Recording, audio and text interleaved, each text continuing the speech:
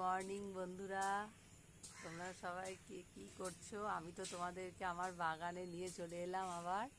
দেখো, এর আগে তোমাদের সাথে বাগানের আমি অনেক কিছু শেয়ার করেছি, লিচু গাছ, কাঁঠাল গাছ, আম গাছ। তো এই আম গাছটা বন্ধুরা বছরে দুবার হয়, বুঝতে পেরেছো তো?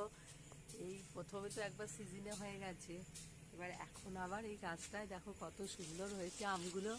তাই ভাবলাম সকাল সকাল একটু তোমাদেরকেও আমি দেখাই আমার বাগানের এই গাছ। তো বন্ধুরা, তোমাদের কেমন লাগছে?